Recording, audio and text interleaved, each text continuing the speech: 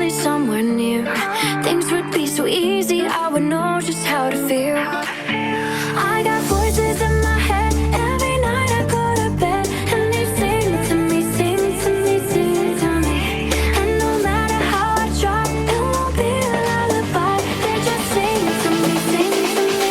You should be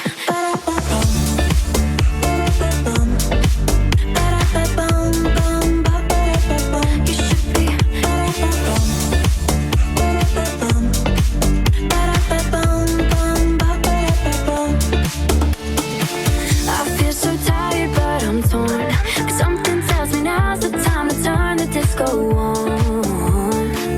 My head's already half asleep, but my whole body's craving to be swaying to the beat. I got voices in my head, every night I go to bed, and they sing to me, sing to me, sing to me. And no matter how I try, it won't be a lullaby. They just sing to me, sing to me. You should be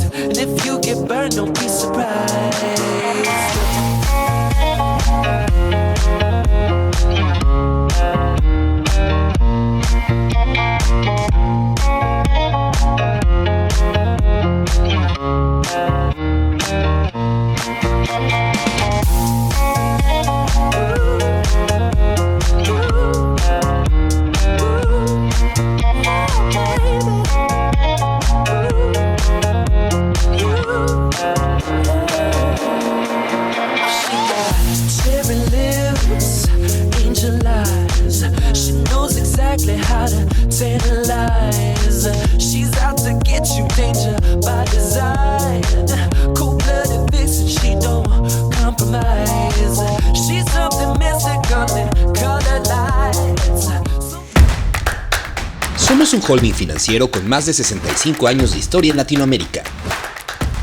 En Scandia México tenemos presencia en las principales ciudades de la República: Ciudad de México, Monterrey, Guadalajara, Chihuahua.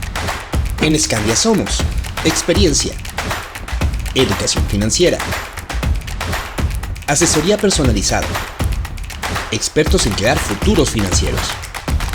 Nuestro propósito es lograr que millones de mexicanos vivan su libertad financiera. Así hemos avanzado y seguiremos construyendo futuros financieros sólidos. Más de 900,000 clientes, Más de 770 clientes corporativos administrando su caja de ahorro, fondo de ahorro y plan privado de pensiones. Más de 400 empleados. Más de 3.9 billones de dólares bajo administración. Más de 2.000 asesores expertos. Trabajando de la mano contigo para vivir la vida que deseas. Con soluciones adaptadas a tus necesidades. ¿Y tú, ya estás viviendo tu libertad financiera? En Scandia es posible.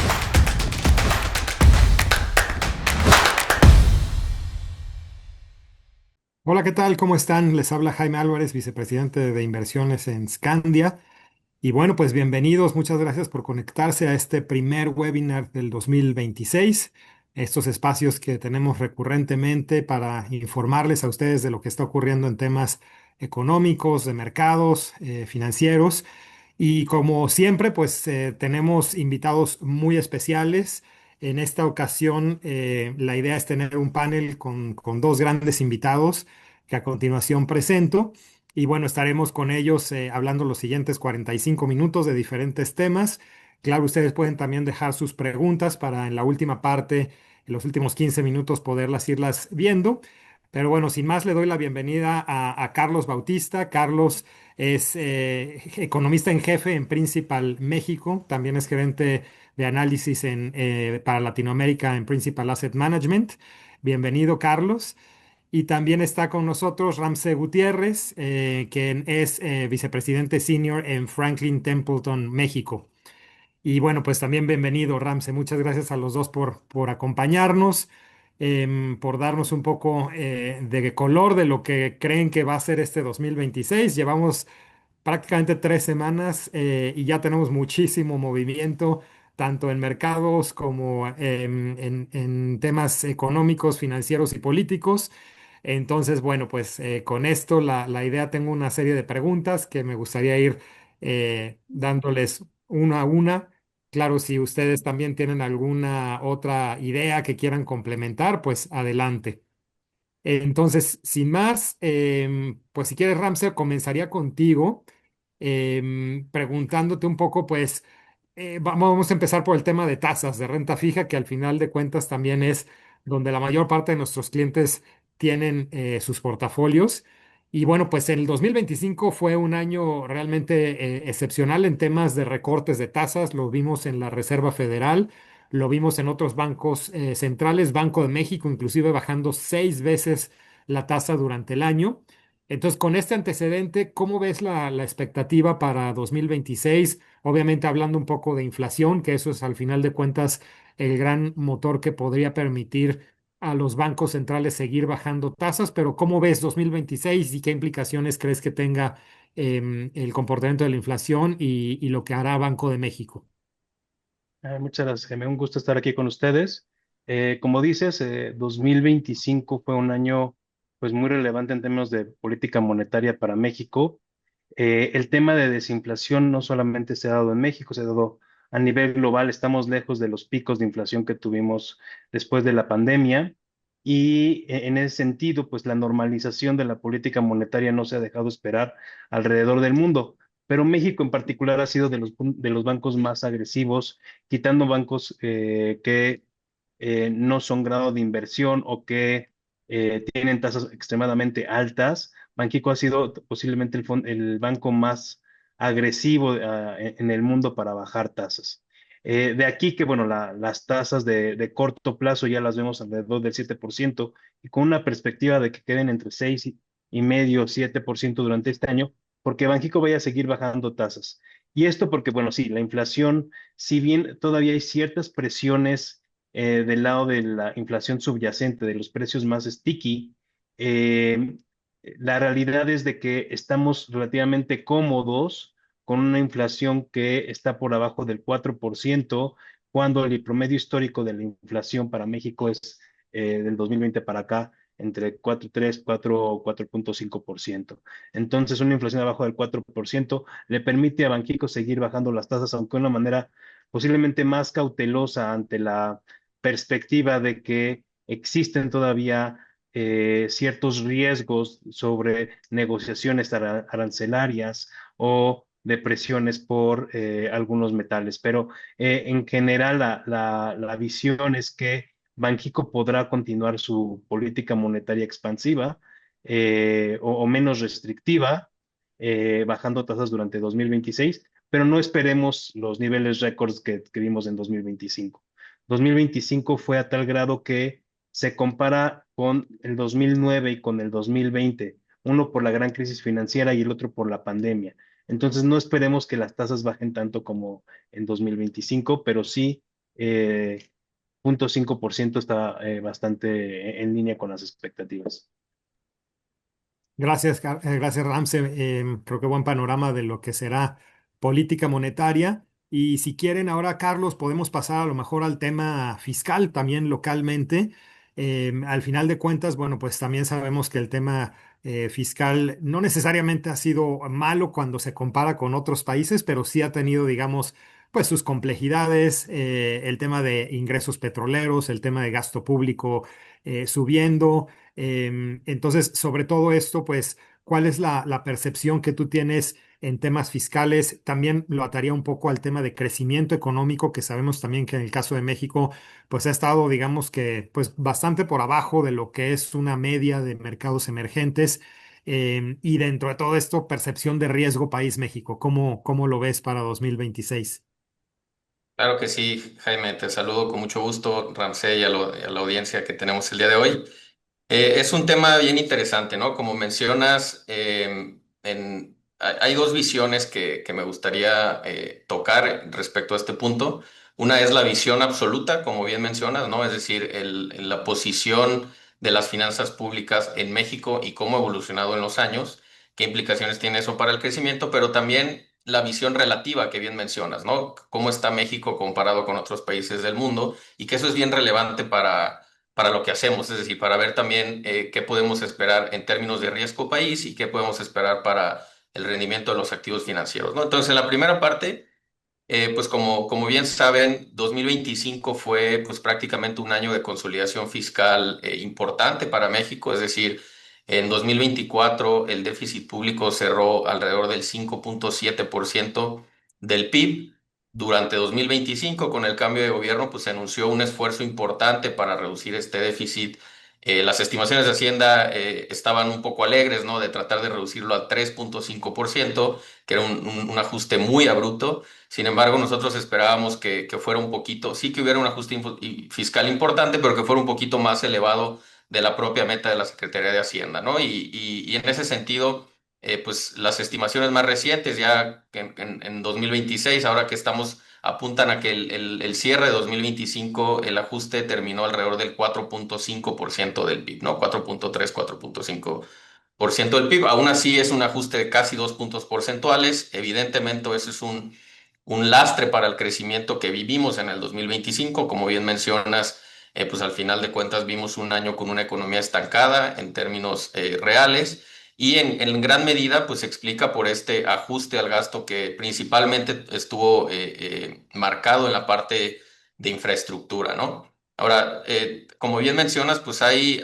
unos temas importantes en términos a nivel interno en las finanzas públicas, es decir, ha habido mayor presión por la parte del gasto no programable, ha habido mayor presión por parte del gasto corriente, es decir, este gasto que es cada vez más difícil recortar, ¿no? Sabemos que ha habido un esfuerzo importante en mayor gasto social, en mayor gasto de pensiones, y eso son presiones que seguirán estarán en el tema público durante los próximos años. Mientras que también nos hemos enfrentado pues, a un año donde los precios de los energéticos, en particular del petróleo, pues están bajos, ¿no? Y eso pues acaba siendo negativo para las expectativas de ingresos públicos. Si bien es cierto que también hay que mencionar que México desde hace mucho tiempo dejó de ser tan dependiente como lo hacía en décadas anteriores de los ingresos petroleros para sostener las finanzas públicas, ¿no? Entonces, esta sustitución ha venido más bien de una recaudación de los impuestos tributables y había unos esfuerzos que hemos visto sobre todo pues, de un sistema tributario más agresivo para tratar de incrementar la recaudación en un escenario de estancamiento económico. Y eso ha funcionado, funcionó en el 25 para mantener las metas de recaudación a pesar de un crecimiento débil.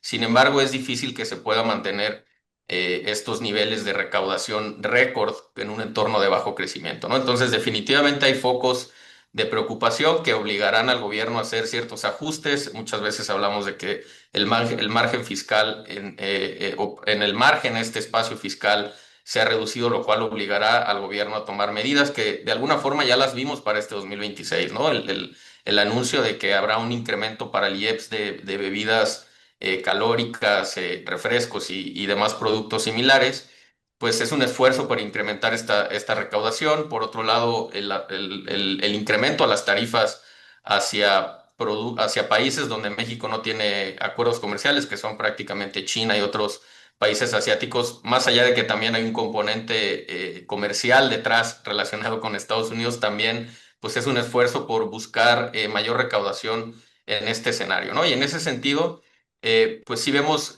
una cierta preocupación en el largo plazo sobre la tendencia de las finanzas públicas que ha venido apretándose en el caso de México. Esa es la visión absoluta de la que hablaba, pero la otra parte es el relativo del que mencionabas, ¿no? Y si me permites, voy a mostrar una slide para hacer más claro el,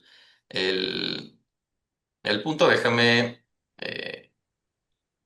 compartir. Y adelante.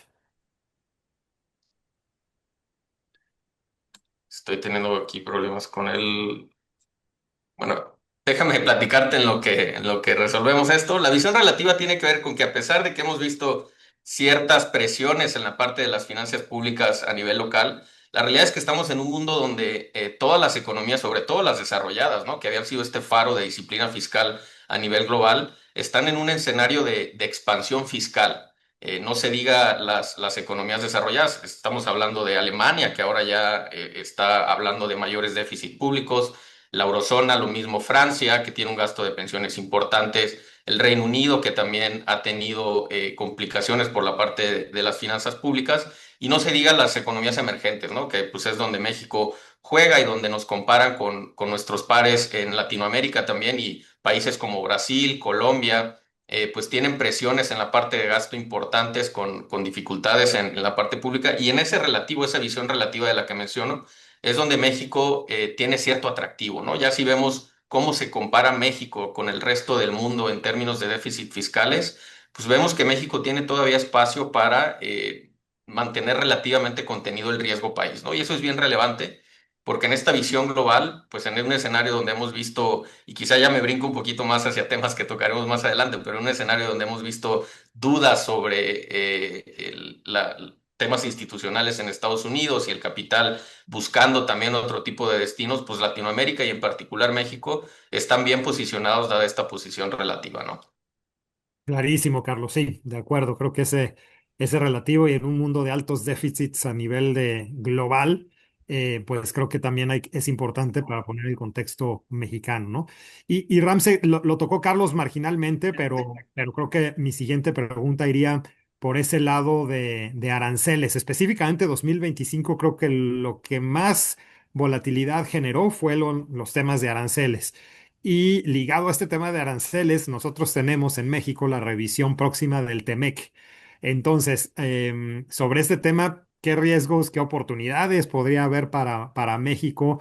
Obviamente ahí adentro hay un montón de temas, reglas de origen, el tema de la energía, toda la parte agrícola, inclusive el marco regulatorio para la inversión. Entonces, todo esto, ¿cómo lo ves? ¿Podría convertirse en una fuente relevante de volatilidad cuando ya nos acerquemos a esos momentos de la revisión? ¿Cuál es tu opinión? Sí, bueno, la respuesta corta es sí, sí va a generar algo de volatilidad, pero veámoslo más otra vez desde un punto de vista político. O sea, además de todos estos temas técnicos de reglas de origen, piso parejo en el temas de energía o temas sanitarios, el componente político es muy relevante. La actual administración de Estados Unidos usa su poder económico, su posición económica para generar presiones en temas arancelarios. Y eso no va a cambiar antes o después del TEMEC. ¿Sí? Lo más seguro es que como se ha llevado hasta ahorita las negociaciones, es que nos va a ir bien. ¿En qué sentido? Si tomamos en cuenta los aranceles efectivos o la tasa de aranceles efectivos que hemos tenido hasta el primer semestre del año pasado, y fue alrededor del 5%. Nada que ver con los niveles del 20-25% que venían golpeándose en la mesa. Y también muy por debajo del resto de la OECD, que andaba cerca del 10%. ¿Qué quiere decir esto? Que independientemente de cómo van a ser los medios, cómo van a anunciarse en las noticias, todos estos temas de aranceles y negociaciones, ¿m? El efecto en la economía, si bien se va a dar, va a ser menor posiblemente de lo que es el efecto a otros países menos comprometidos, menos aliados, menos se me fue la palabra, menos con economías menos consolidadas con Estados Unidos. Entonces, esta cuestión es clave porque al final sí nos van a agarrar como piñata en las noticias, va a generar volatilidad, pero en términos económicos no necesariamente va a reflejarse. Y entonces, sí, cuidado con esta volatilidad, pero cuidado con la volatilidad por dos razones. Una, no necesariamente va a ser de larga duración, sobre todo después del TEMEC y toda la volatilidad que se genera alrededor del TEMEC. La volatilidad va a ir bajando porque cada vez se le va a considerar menos ese discurso reactivo que se pueda tener en las noticias o en los mensajes o en los tweets. Y entonces, al final creo que México va a quedar en una posición más ventajosa que el resto de los países que estén menos consolidadas sus economías.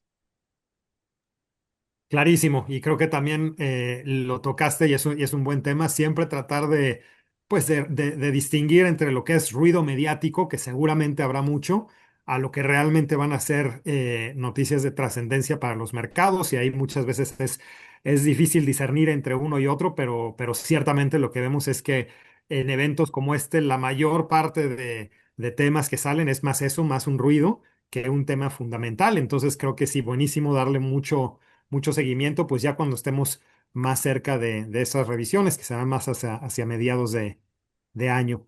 Y cambiando de tema, Carlos, otro tema, otro punto que fue pues de muchísima interés el año pasado fue el comportamiento de los mercados en general accionarios, ¿no?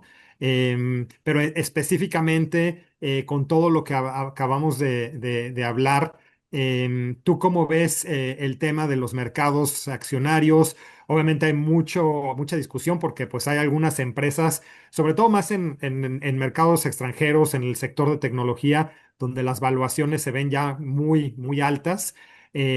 Acá en México pues también creo que tuvimos un mercado accionario que funcionó muy bien en el 2025. Sin embargo, cuando le hacemos zoom, funcionó muy bien por unas cuantas compañías, más del sector minero, más del sector materiales, pero con este contexto del 2025, los altos niveles de los índices, ¿qué esperar para 2026? ¿Cómo estás viendo ese tema, México o Estados Unidos? Y si tienes opinión de otros mercados accionarios globales, adelante también. Claro, sí, como mencionas, ¿no? Estamos pues viviendo momentos pues bastante divertidos, por así decirlo, ¿no? A nivel global en los mercados de riesgo. Me gustaría empezar diciéndote que pues esta historia o sea, ¿cuál es el sentimiento en general del mercado en estos momentos, ¿no? Y a pesar de que, como bien dijiste al inicio, hemos tenido un arranque de año con mucho movimiento, sigue estando esta narrativa de apetito por riesgo, ¿no? Y eso pues favorece justamente a los mercados accionarios, en particular Estados Unidos, a pesar, como bien mencionas, de que tienen unas valuaciones bastante elevadas, pues se han visto favorecidos precisamente por todo este tema tecnológico, ¿no? Y esa historia se espera que continúe hacia el 2026. Eso me gustaría empezar por ahí. Evidentemente a estas valuaciones pues se vuelve más riesgoso estar posicionado en ese lado, pero es difícil no estar ahí, vaya. O sea, al final las compañías siguen reportando, principalmente las tecnológicas, siguen reportando earnings extraordinarios, ¿no? Siguen dando el delivery de todas estas expectativas elevadas. El gasto en inversión que se sigue anunciando en temas tecnológicos sigue estando muy fuerte. Por lo tanto, si bien es cierto que en el margen se vuelve más riesgoso, dadas las valuaciones tan extendidas que hemos visto en los últimos 2, 3 años, es difícil no estar ahí aún así, ¿no? Y bueno, en ese sentido, pues en este apetito de mayor riesgo, pues también ha jugado el tema del dólar, ¿no? Y este debilitamiento del dólar, pues a nosotros que estamos en otra moneda, en el peso, pues evidentemente a pesar de que tuvo un rendimiento positivo en dólares la bolsa americana el año pasado, pues la apreciación del tipo de cambio te restó mucha competitividad en ese sentido, ¿no? Y en esa historia, pues es donde entran a jugar otros mercados accionarios, como bien dices, ¿no? Y ahí también, como mencionas, pues también son importantes las valuaciones relativas, ¿no? Y en ese sentido, pues Latinoamérica es una de las regiones que muy probable, mercados emergentes en general y en particular Latinoamérica, que pueden verse beneficiadas por esta historia de buscar riesgo fuera del dólar, ¿no? Hemos hablado con diversos contrapartes y con diversos economistas también, y pues parece ser que Brasil, por ejemplo, es uno de los mercados accionarios que tiene muchas expectativas, aunque es un juego particularmente político y de tasa, es decir, la tasa de interés similar a lo que pasó el año pasado en México, ¿no? En México, a pesar de que la economía estaba débil, como bien mencionas, la bolsa funcionó y porque hubo un ajuste de tasa bien relevante, ¿no? Un recorte de tasas bien relevante que eso favoreció el desempeño también de la bolsa mexicana. En Brasil se espera este año una historia similar. La tasa de interés en Brasil está en el 15%. Se espera que los recortes puedan venir tan pronto como el primer trimestre. Y además que hay un juego político, ¿no? Hay elecciones en Brasil este año y pues eso también, la expectativa de un cambio de régimen, pues hace posible que pueda haber un rally por ahí, ¿no? Y en esta historia positiva para emerging markets y para mercados de Latinoamérica, pues México sigue siendo un jugador bien relevante, ¿no? Al final, México sigue teniendo este atractivo como un mercado de calidad dentro de América Latina, un mercado estable dentro de América Latina, donde no hay elecciones, donde, como bien mencionaba Ramsey hace unos momentos, pues todavía hay espacio para que vengan ciertos ajustes por parte del Banco de México. Y la evaluación, si bien es cierto que ya no se ve tan barata como se veía el año pasado, sigue estando barata, ¿no? Sigue estando ligeramente por debajo de su promedio histórico. Y pues esta historia simplemente deja bien posicionado a estos mercados para que tengan un rally importante, ¿no? Otra de las economías que se ven positivas en otras regiones es particularmente Japón, ¿no? Que lleva una historia de varios años donde ha habido una reactivación económica y eso ha sido positivo también a través de reformas que están diseñadas para impulsar el performance de las empresas, ¿no? Con mayores facilidades a las empresas y eso pues, puede seguir generando resultados positivos en esa economía. El riesgo tarifario con Japón también está muteado y también el año pasado hubo elecciones en Japón, ¿no? Donde una primer ministra que trae una agenda de mayor gasto fiscal, precisamente como mencionábamos hace unos momentos, que incluso hace un par de días anunció que va a convocar a elecciones justamente porque tiene un respaldo importante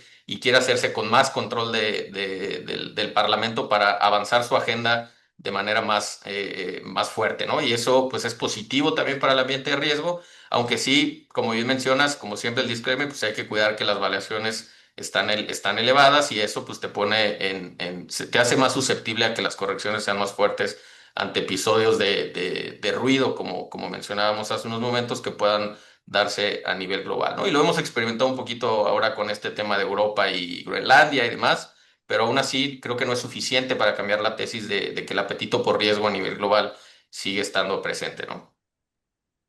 Clarísimo. En todo caso, como dices, con cautela y creo que al final participar en mercados accionarios a través de portafolios bien diversificados, creo que puede de alguna forma también mitigar esos momentos en los que haya volatilidad, que los vimos en 2025 y seguramente los veremos así en 2026. Como bien dices, inclusive esta misma semana se ha materializado eso, ¿no?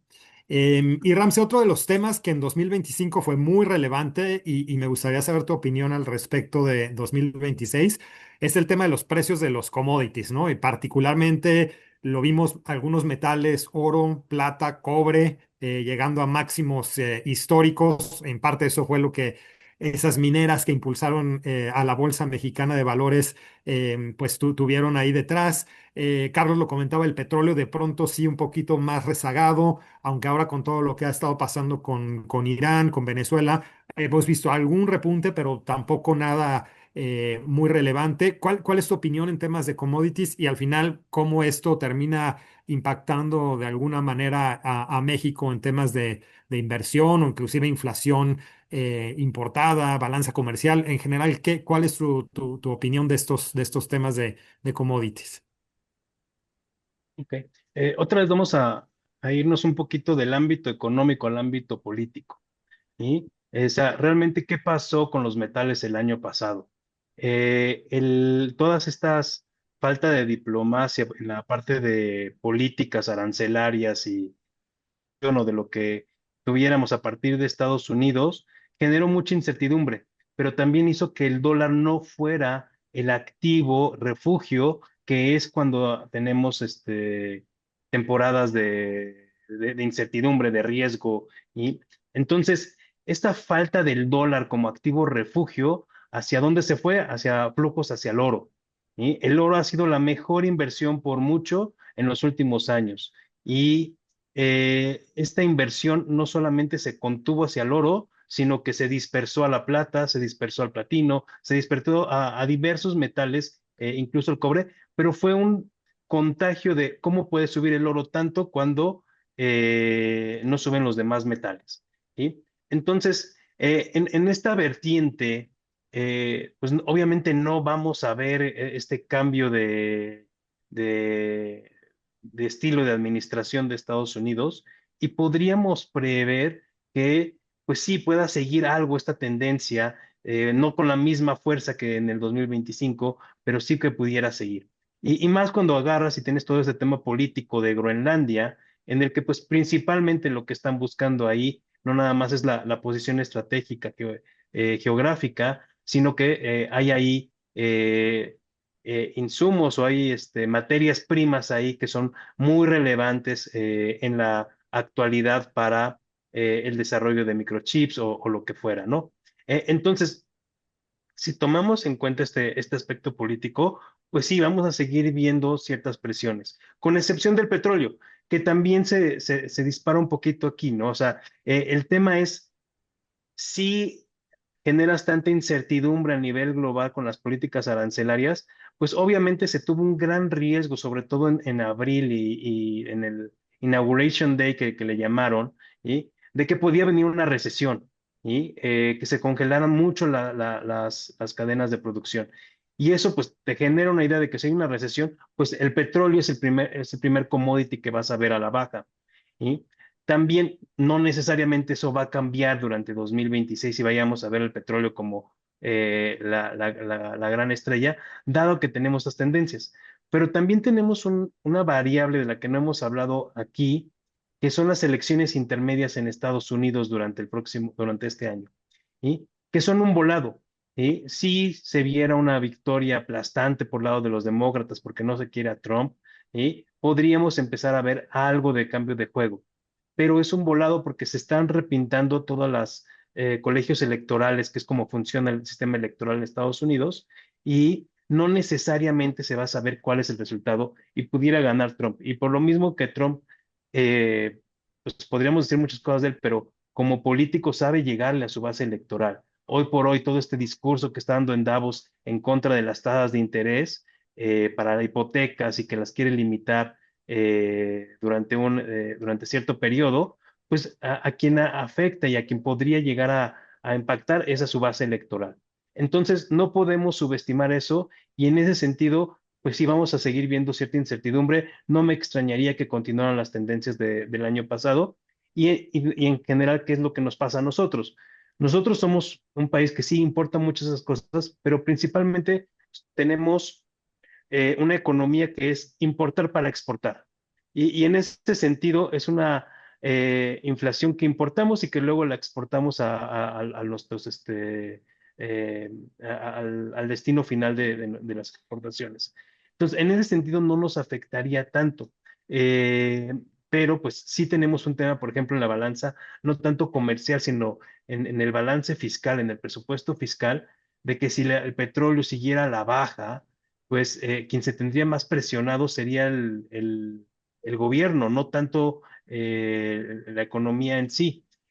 A nosotros no nos genera mucho relief de, oye, están bajando los petróleos, porque los temas de impuestos que se tienen sobre la gasolina, pues tienden a hacer que sea muy suave los movimientos que se puedan tener por este insumo. Entonces, eh, en breve, pues va a ser una fuente más de volatilidad.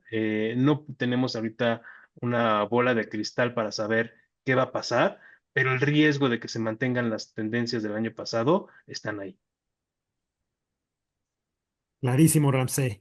Em, Carlos, antes de pasar a temas de dólar, que es donde también veo que hay muchas preguntas, me gustaría cerrar el tema México como tal, haciéndole a lo mejor un zoom a los sectores en general, ya sea de la bolsa o inclusive de algunas otras empresas que no necesariamente participan en el mercado accionario, pero ¿cómo estás viendo el tema de sectores en México con todo lo que ya hablamos, ¿no? Un crecimiento acotado, por otro lado también un dólar débil, una inflación que en general está bien comportada y con Banco de México con espacio para bajar tasas, este tema de commodities que obviamente pues sigue siendo muy favorable a lo mejor para esas empresas mineras.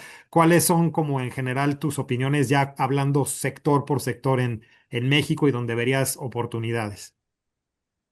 Sí, mira, en ese tema, si bien es cierto que estamos constructivos todavía en México, como bien dices, pues a nivel sector hay diferencias que vale la pena señalar, ¿no? En términos muy generales, creemos que estos sectores, que digo, es un comportamiento relativamente similar al que habíamos visto el año pasado, aunque con la fuerza de extensión que se dio el año pasado es difícil que se mantenga.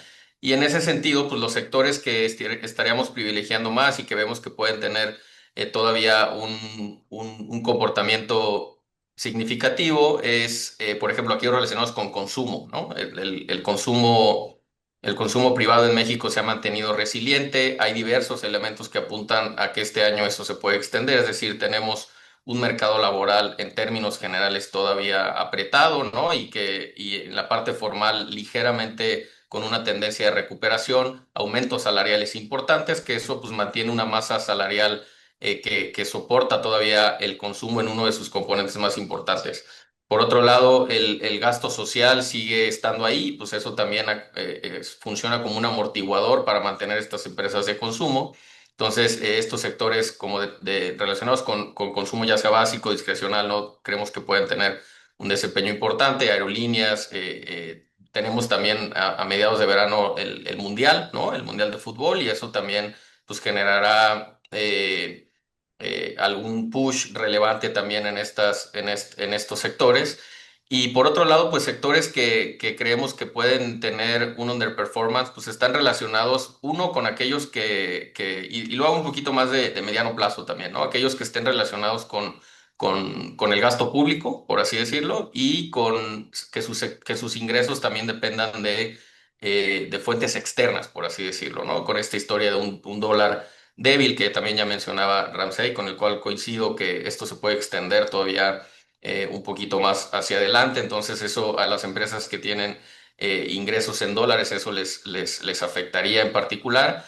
Y pues en términos generales creo que podríamos hablar pues de dos caras de la misma moneda, ¿no? Que tendrían un desempeño relevante con esas particulares que te menciono.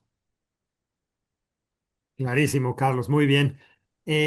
Bueno, ahora sí, pasando un poco al tema de dólar, pues obviamente se ha comentado durante la charla, el dólar teniendo pues debilidad contra prácticamente todas las monedas del mundo y bueno, pero pues nos toca hablar específicamente contra el peso mexicano.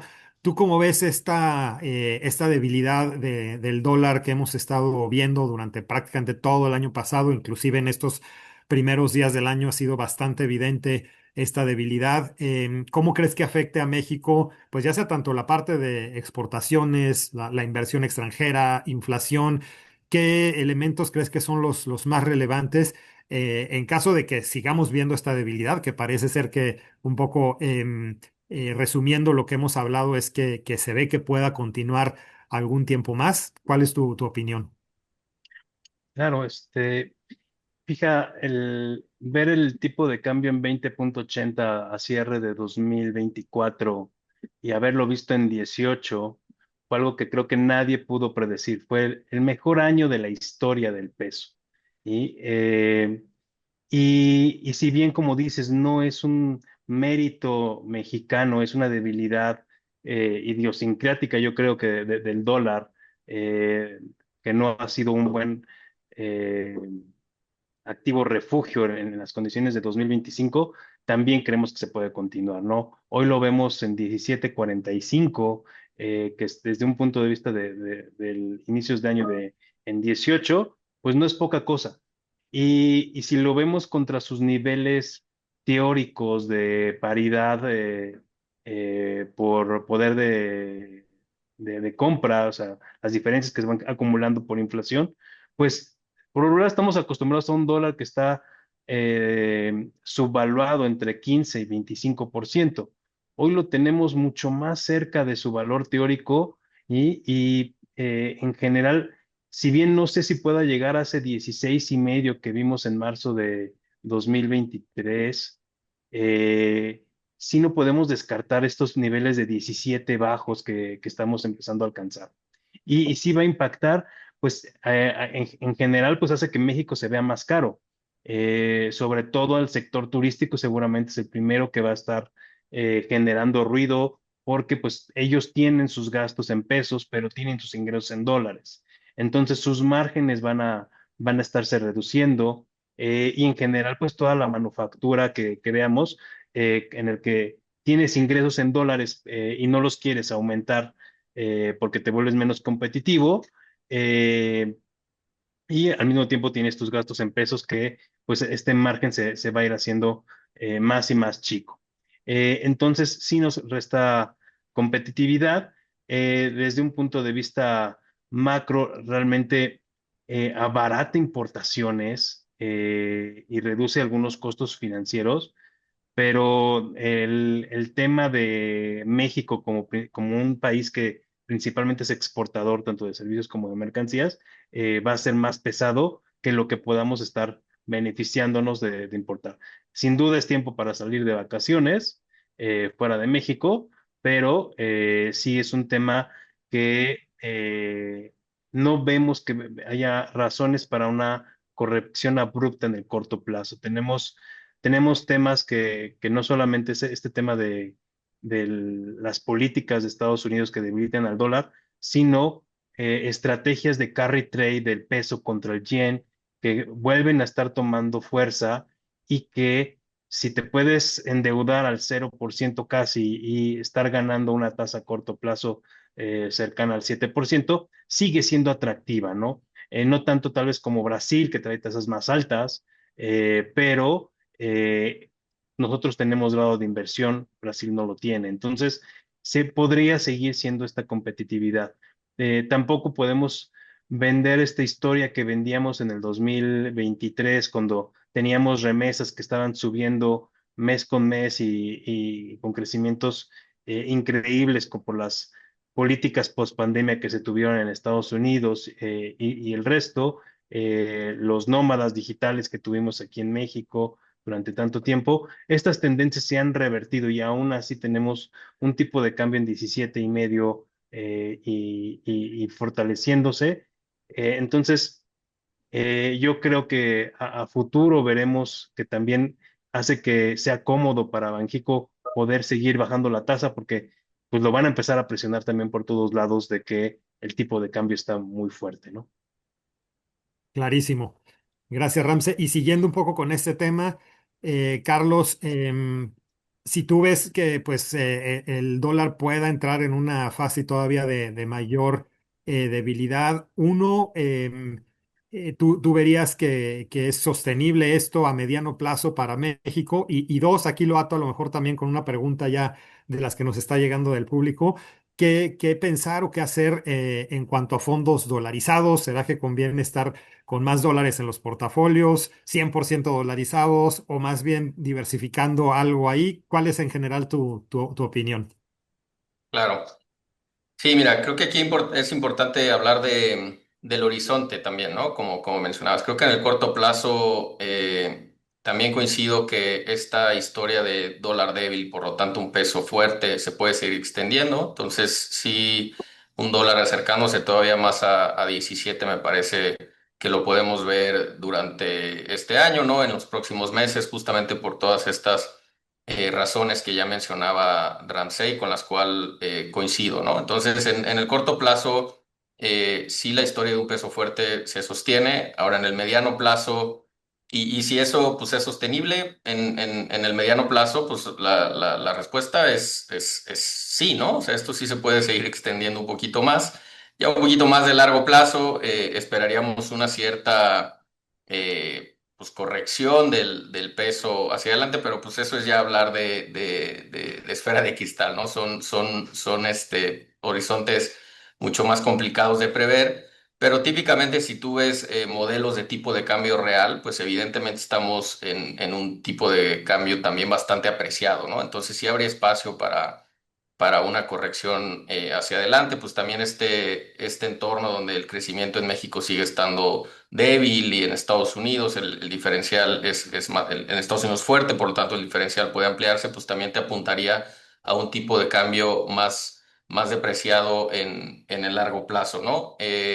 Y pues eso también empezaría a afectar, como bien mencionaba Rancé, pues la competitividad de los sectores mexicanos que hoy en día o que se habían vuelto atractivos justamente por verse baratos, ¿no? Las manufacturas en particular, el turismo como ya mencionaban. Entonces, esa es la perspectiva que tenemos de cómo se puede comportar el tipo de cambio, pero ahora, ¿qué implicaciones tendrá eso por los portafolios, ¿no? Entonces, ¿cómo podemos acercarnos a esta historia de un dólar débil? Pero pues en un escenario donde también el apetito por riesgo global sigue estando ahí, entonces también es una forma de diversificar. Y creo que antes teníamos como inversionistas mexicanos pues muy clara esta idea de que tener exposición a equity extranjero, en particular Estados Unidos, pues era tener también exposición a dólar, ¿no? Hoy en día también hay algunas estrategias donde puedes tener exposición, y eso hay que diferenciarlo, ¿no? Puedes tener exposición a riesgo, exposición a mercados accionarios, sin tener necesariamente la exposición a dólar. Y justamente estas estrategias donde tienes una cobertura de peso, pues han sido también pues una buena solución a este entorno donde el dólar se ha debilitado, pero los activos de riesgo en otras economías han seguido pagando de manera relevante, ¿no?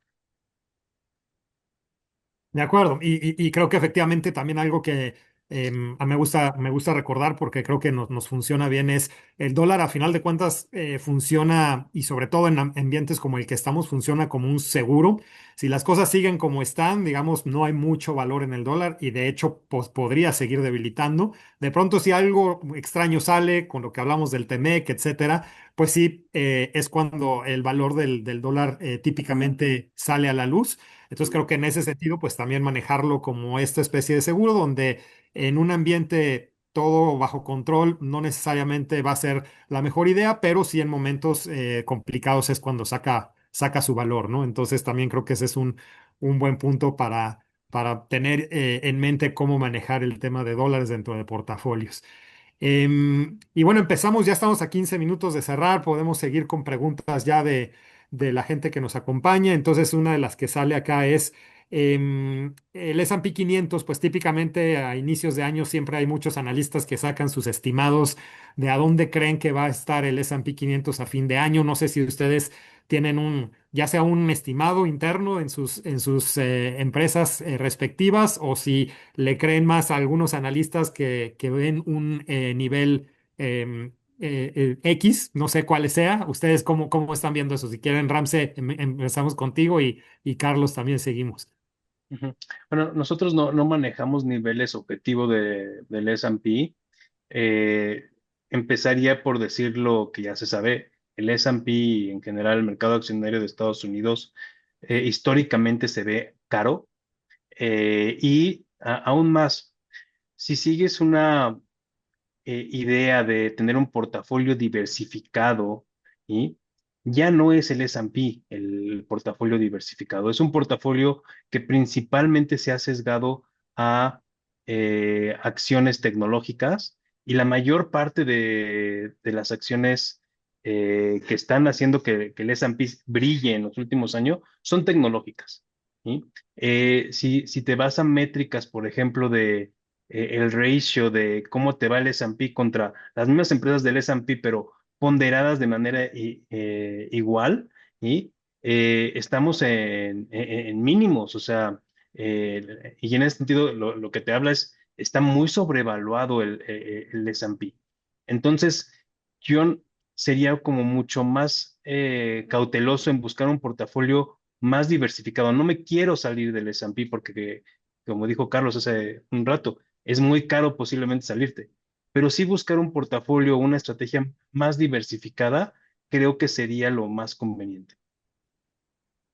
De acuerdo, gracias, Ramsey. Carlos, de tu lado, ¿alguna Coincido, nota? coincido. De nuestra parte tampoco tenemos niveles objetivos, no nos manejamos así, pero coincido plenamente, ¿no? Y lo discutimos hace unos momentos, las valuaciones tan caras, pues se vuelve spicy, ante cualquier corrección estás más vulnerable, pero pues hay otros activos también que te pueden ofrecer esa diversificación que pueden ser atractivos en este entorno de volatilidades, ¿no? Y sobre todo agregaría también que no es directamente la pregunta relacionada, pero en este entorno donde las valuaciones están muy altas, las tasas de interés siguen pagando o siguen estando con tasas atractivas y con expectativa de que las tasas puedan bajar, sobre todo más en la parte corta de la curva, pues como que la carga de la prueba, por así decirlo, está en el equity de hacer el delivery, ¿no? O sea, la prima por riesgo tiene que ser más atractiva para generar pues estos rendimientos relativo a un activo más seguro que podrían ser las tasas en tanto locales como en otros países, ¿no? Entonces, pensándolo también así, es decir, el retorno ajustado por riesgo, creo que es donde ya no se ve tan atractivo a estos niveles el S&P, ¿no? De acuerdo. Muy bien. Una siguiente pregunta, Ramsey, que creo que tú de hecho la tocaste, pero igual si quieres comentar es ¿por qué la plata está subiendo tanto? Creo que tú lo comentabas, parece ser más un contagio del oro después de esos niveles récord, pero no sé si tú tengas algún comentario más específico de la plata. Sí, la plata es el segundo commodity más apreciado en términos o más conocido en términos de metales preciosos. Y ante la incertidumbre que generó Estados Unidos eh, y la falta de un dólar como un activo refugio, pues fue el oro lo que subió, que contagió a la plata por que pues al final hay ciertos usos industriales que se les tiene que dar. El oro es el mayor conductor de electricidad que se conoce, pero pues le sigue la plata. Y entonces, si no puedes usar oro, usas plata. Entonces, hay una correlación entre estos precios que no se puede ignorar y cuando ya sube mucho el oro, pues tiende a contagiar a los demás mercados, a los demás metales. Y en particular aquí el único tema es cautela, o sea, el oro ya lo vivimos en 2008, 2009, fue un tiempo de también muchísima incertidumbre, ¿y? Pero todo el mundo estaba con esta idea, no, es que el oro nunca se cae, y 2009, 2010, pues le dieron traste a esa tesis y se vio cómo se cayó el oro, y es un activo complicado porque así como las criptomonedas, ¿y? No te generan un flujo, no existe una actividad económica muy fuerte detrás de las criptomonedas ni del oro. Entonces, si bien hay ciertos usos, cuando son estos temas de que suben por temas de miedo en el mercado, pues luego vienen correcciones que pues no van a agradar mucho. Entonces, si alguien quiere invertir en metales preciosos, en plata, en oro, o ya luego industriales, cobre, platino y lo que sea, pues que lo hagan con mucha cautela. No debe de ser una parte de tu portafolio significativa. De acuerdo, Ramsey, gracias. Y de hecho, otra de las preguntas es si particularmente en Scandia tenemos acceso directo a la inversión en oro. La respuesta es no, justamente por todos los temas que acaba de comentar Ramsey. Sin embargo, pues digamos que la forma como indirecta en la que hemos estado participando es justamente en la parte de estas mineras.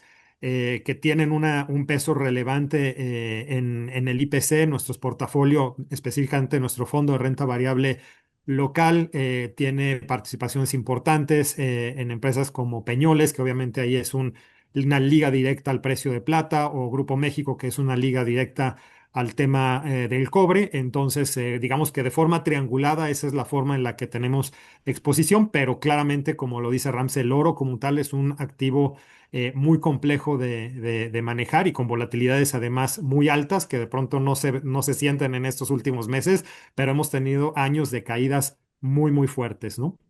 Em, ya para ir cerrando también por acá, Carlos, estrategias o fondos que puedan superar a CETES. Y me adelanto un poco, yo creo que ya desde el año pasado, pues varios fondos de renta fija de mediano, de largo plazo lo lograron, cerraron el año superando CETES. Creo que hacia adelante podría ser también algo a tener en cuenta. Obviamente ahí hay una volatilidad un poco mayor, pero creo que ahí está el valor. No sé tú cómo lo ves, Carlos.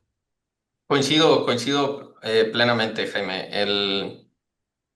El hecho de que Banxico haya bajado de manera agresiva la tasa de interés, pues le ha restado competitividad a los CETES. Evidentemente sigue estando una tasa pues no despreciable, ¿no? 7% la tasa de CETES. Pero como dices, pues en este entorno de mayor apetito por riesgo, o risk on, como suele decirse, pues justamente puede haber espacio para aquellos inversionistas que tengan una mayor tolerancia al riesgo a tomar pues la parte de la curva un poquito más larga, ¿no? Donde todavía vemos valor, donde las tasas siguen elevadas y hay espacio para que puedan bajar y generar rendimientos atractivos. Eso ya ocurrió el año pasado, creemos que este año, insisto, todavía hay espacio, pero tampoco creemos que sea similar al año extraordinario que fue el año pasado. Pero definitivamente hay espacio ahí, como dices, claro, con un poquito más de volatilidad, un poquito más de duración, creemos que son estrategias que pueden ser más atractivas para que relativo al CETE. Y también pues aquellos fondos balanceados, ¿no? Que suelen tener justamente pues una exposición de tasa, pero también de renta variable. Evidentemente hay diferentes niveles de riesgo en los fondos de este tipo, en los balanceados, pero creo que son estrategias y que también te ofrecen mayor diversificación por lo mismo, ¿no? Creo que en este entorno de sí apetito por riesgo, pero con volatilidad elevada pueden ser muy atractivos. De acuerdo, Carlos, buenísimo. Pues creo que en general es eso. Por acá hay una pregunta de la opinión para este año de los ETFs. Recuerden, los ETFs no es que sea un tipo de activo, sino allá adentro hay de todo. Entonces, más bien es fijarse dentro de cada ETF a qué es lo que está replicando y cuál es su objetivo. Y creo que sobre eso, más todo lo que hemos hablado, verán que algunos ETFs creo que tendrán una perspectiva muy interesante, pero otros claramente, pues los que están más ligados a todos esos sectores o todas esas bolsas en las que hay que tener cuidado, pues ahí también para que lo tomen en cuenta. Y creo que por mi lado es eso, ya no veo más preguntas. No sé si quieran cerrar algo con alguna opinión. Yo un poco me llevo, pues que claramente va a ser un año de utilidad como lo fue el 2025, pero como también lo fue el 2025, creo que hay muchas oportunidades. El tema mucho es estar bien diversificado. El tema también es no contagiarnos del ruido mediático, sino realmente irnos a lo fundamental. Pero bueno, con eso abro para comentarios finales. Ramsey, no sé de tu lado si quieres hacer algunas últimas acotaciones. Sí, claro. O sea, 2025 yo lo bautizo como mejor imposible. Y, o sea, si vemos los retornos y ahí es haciendo referencia a esta película de Jack Nicholson en la que es un escritor estrella, parece que tiene su vida perfecta, pero ya cuando le rascas no es tanto, ¿no? La realidad es de que tuvimos rendimientos impresionantes en casi todas las categorías locales y ya fue al peso, como ya bien dijimos, peso, una apreciación récord, acciones, fibras subiendo más de 35, casi 40%. La deuda de largo plazo, pues vimos rendimientos entre el 18 y el 20%, que también son récords, pues, sobre todo del lado de la tasa real, ¿no? Entonces, sí creo que puedan seguir estas tendencias en 2026. No creo que podamos volver a decir mejor imposible recargado en 2026. Es muy alta la vara que está y gran parte fue porque teníamos un pesimismo impresionante hace un año. Hoy por hoy nos enfrentamos a los mismos retos económicos que nos enfrentábamos hace un año, pero tenemos que reconocer que hay un menor pesimismo que el que se tenía hace un año. Hace un año, a finales de 2024, fue el año con el pesimismo récord, según las encuestas de Banxico. Entonces, hoy lo que tenemos, o sea, seguimos pesimistas, seguimos teniendo mucha incertidumbre, pero la gente empieza a ver la luz al final del túnel. Y entonces, esa diferencia entre el pesimismo absoluto y que en realidad no se realiza, te genera también muchos de estos rendimientos que vimos en 2025. Entonces, creo que lo más importante para 2026 es mantener la disciplina de si escogiste un portafolio de inversión y no te asustes por los vaivenes que puedan venir. Sí vienen momentos de volatilidad, pero como en el mercado, sobre todo cuando hay mucho miedo y mucha incertidumbre, por lo regular vienen premiados estos momentos con retornos interesantes hacia futuro. Muchas gracias, Ramsey. Carlos, de tu lado, algunas notas finales. Claro, sí, agregaría simplemente que también en este entorno donde efectivamente pues seguimos estando constructivos, pero con cierta cautela, creo que va a ser más importante relativo al año pasado, o va a jugar más la diversificación, ¿no? Es decir, esta historia del selection, ¿no? De buscar pues una estrategia pues donde sea más cuidadoso a dónde quieres tener esa exposición de riesgo, va a ser más relevante en un entorno donde las cosas siguen pintando bien, pero se ha extendido mucho el rally en diferentes sectores que es difícil que se puedan mantener y por lo tanto, pues hay que ser un poco más cuidadosos en cómo manejamos esa cartera y dónde ponemos nuestras balas, por así decirlo, ¿no?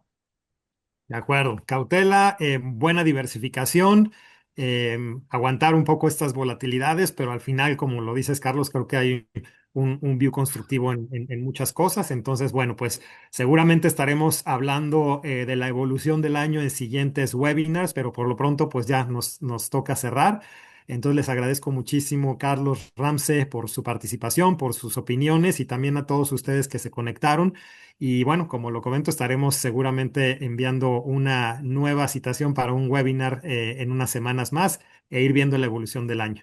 Muchas gracias a todos y que tengan un buen día.